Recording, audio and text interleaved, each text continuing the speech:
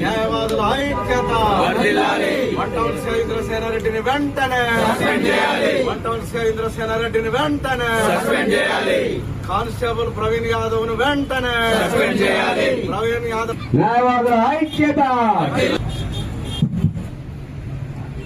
RO గారి దగ్గర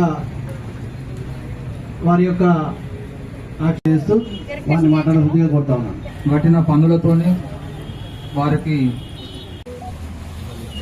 ఏదైతే దురుసుగా ప్రవర్తించడమే కాకుండా అమానుషంగా వారిపై చేయి చేసుకునేటువంటి పరిస్థితిని ఖండిస్తూ గొప్ప న్యాయవాద వృత్తిలో ఉండి ప్రజలకి న్యాయం చేసేటువంటి ఒక న్యాయవాది పైన అగౌరవంగా అమానుషంగా చేయి చేసుకోవడం అనేది దారుణమైనటువంటి ఇదిగా ఖండిస్తూ మరి ఆ రోజు నుండి ఇప్పటి వరకు కూడా దాదాపుగా 15 రోజుల నుండి అడ్వకేట్స్ అందరూ కూడా విధులను బహిష్కరిస్తూ ఇవాళ నిన్నటి నుండి రిలే నిరాహార దీక్షలు బార్ అసోసియేషన్ ఆధ్వర్యంలో నిర్వహిస్తున్నటువంటి పరిస్థితులలో ఈరోజు వారికి మద్దతుగా మేము సైతం మీ వెంట ఆనాటి తెలంగాణ ఉద్యమంలో కావచ్చు, ఈ సమాజంలో జరుగుతున్నటువంటి పరిస్థితులపైన కావచ్చు,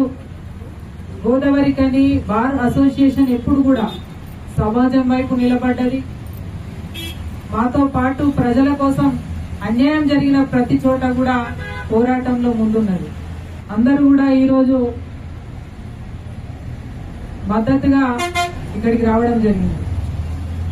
అయితే ఇవాళ నిజంగానే ఇంతకుముందు సోదరులు కృష్ణ గారు చెప్పినట్టుగా ఒక హిట్లర్ ని తలపించేటట్టుగా ఈ సిఐ ప్రవర్తన ఉన్నది. దాదాపు గత చాలా రోజుల నుంచి కూడా అనేక నిరసనలు ఇక్కడ సిఐ మీద వ్యక్తమైతే ఉన్నాయి.